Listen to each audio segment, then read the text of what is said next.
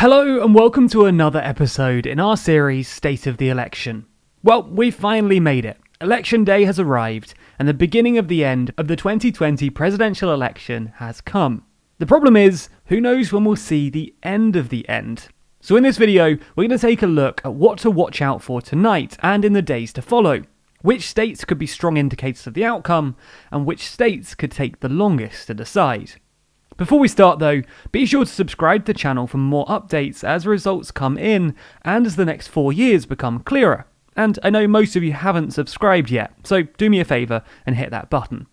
Also, the TLDR US writing team have joined me in the latest episode of the podcast, where we discuss our expectations for election night. Find that episode linked in the description. So let's run through some of the swing states. In no particular order, they are Pennsylvania, North Carolina, Florida, Georgia, Michigan, Wisconsin, Minnesota, Iowa, Ohio, Texas, Nevada, and Arizona. But there's probably one or two of these which are probably going to be a bit more important than the rest. I say that because, as we pointed out in our video on Trump's route to 270, linked in the description, Trump has a hard time reaching the 270 electoral votes he needs without winning certain states, at least according to recent polling. Not to mention states that could serve as strong indicators of the ultimate outcome. So which of these states should we be watching most closely? Well, probably the two most important states in the election are Florida and Pennsylvania. That's because Donald Trump has a tough road to 270 without at least one or the other. And if Biden wins both, then there's probably a good possibility that Biden will win the election overall. In either case, these two states represent a crucial 49 votes, which will likely determine the winner of the election. Ohio is another state to watch, especially given its history. It's certainly worth noting here that no Republican has ever won the White House without Ohio, and it's consistently voted for the winner of every presidential election since 1960. In fact, so has Florida, with the exception of 1992. So not only do Ohio and Florida carry big electoral vote numbers, but they could also serve as bellwether states that could indicate the direction of the election. There is one thing we need to point out about some of the swing states we've just mentioned. In states like Texas and Arizona, changing demographics have trended them from more solidly red states into purple swing states. That said, if either state goes blue, it could be a signal of that shift getting stronger for years to come. For a more comprehensive breakdown of how this shift has occurred, be sure to check out our video on whether Biden could possibly flip Texas. It's also worth noting here that it's entirely possible, not to mention quite likely, that we won't know the winner on election night, due to a multitude of mail-in ballots that are expected to be returned on or after election day. However, something else to keep in mind is that different states have different rules for counting ballots. As such, it's likely that we might get a trickled results, where we get states day to day, or every other day. In the same vein, election results could be delayed if the margins are very close. In Florida, for example, according to Ballotpedia, a machine recount occurs when the margin is less than or equal to 0.5% of total votes for office. That said, the rules do vary from state to state, and we certainly don't have time to run through all of them, because, well, who has time to look all of that up? But if the results are close, we could be waiting even longer. So what other factors should we be watching for on election night? Well, believe it or not, it might not be a bad idea to look at the weather forecasts. I say this for two reasons. Firstly, we know that weather on election day can not only influence whether people go out to vote, but it can also affect the mood of voters. A study conducted in 2017 by three professors at the universities of Chicago, Pittsburgh, and California found that Democrats were more likely to stay home during poor weather, thus benefiting the Republican candidate. In fact, they surmised that the weather could have played a part in both the razor-thin elections of 1960 and 2000. And we do know that weather events can affect an election. Some point to Hurricane Sandy that hit the East Coast just days before the 2012 election, in which then President Obama infamously hugged the then governor of New Jersey, Republican Chris Christie. Now, despite some gripes from Republicans at the time, I seriously doubt that hug swung the election in Obama's favour. But I digress. The point is that weather can and does affect voter turnout. However, it probably won't make any difference this time, given the high volume of mail-in ballots that have already been submitted. Something else to be watching are exit polls. But as we just discussed, exit polling might not make as much difference this time due to mail-in voting.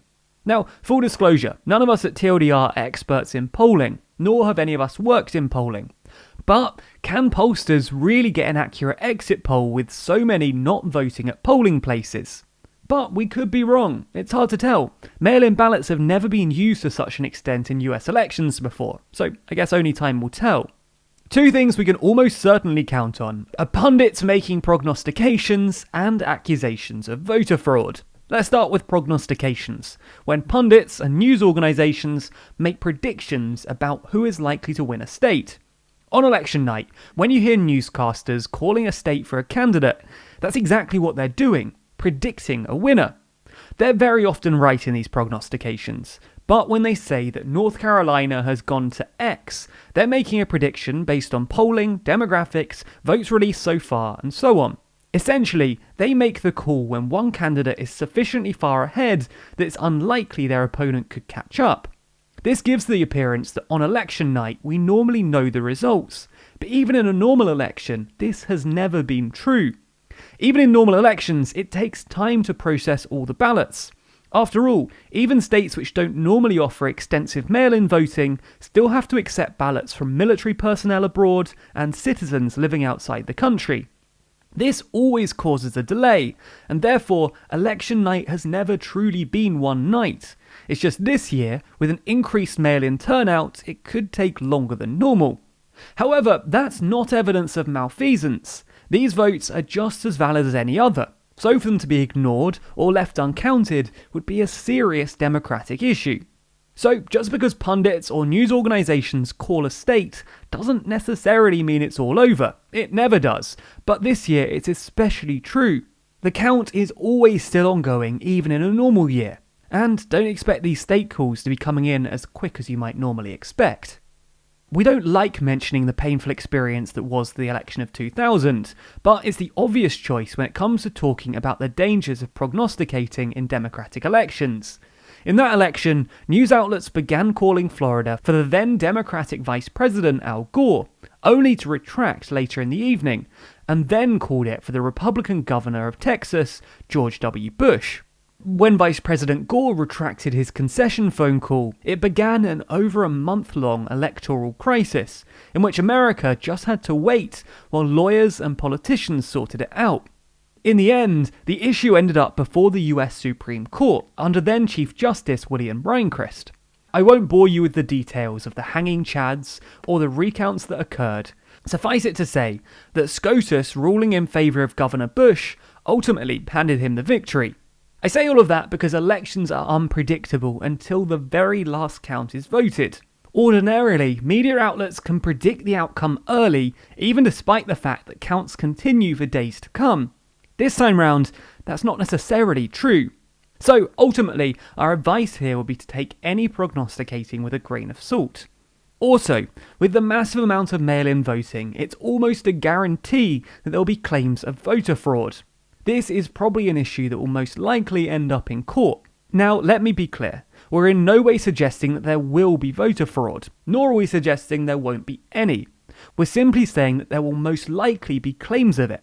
We're also not speculating which side is going to make those claims. What we will say is that while voter fraud certainly is a serious issue and credible claims should be investigated, and while there have been some isolated incidents where voter fraud is being investigated, there is no evidence to suggest that widespread voter fraud is present in this election or any other in US history. Now, there is one last thing we should address. Should, for example, Donald Trump retain all of the states he won in 2016, but lose Maine's 2nd District, Pennsylvania and Michigan, all of which he won in 2016, it would result in an electoral tie. This would in turn go to the House of Representatives, where state delegations would cast one vote on behalf of their state, ultimately choosing the president, while senators would elect the vice president. However, it is worth noting that it's the new Congress that would make the decision. Now, what we've just described is only one scenario. There are other combinations that could result in a tie. We did a whole video on the Electoral College, So if you want more details on how this could work and what happens if there's a tie, then check the link in the description. So what do you think? Is there a state that you think we should be watching especially closely tonight? Will the election be a repeat of the national legal nightmare that was the 2000 election? Or will it be a relatively uneventful election? Let us know your thoughts in the comments below. If you want to hear more of our thoughts on this, then check out the discussion we had in the latest episode of our podcast all about election night. The link to that and all other videos I've mentioned can be found in the description. Also, be sure to subscribe to the channel and hit the bell icon to be notified whenever we post new videos. And if you want to see your name at the end of videos just like these people, then be sure to back us on Patreon. The link to that's in the description.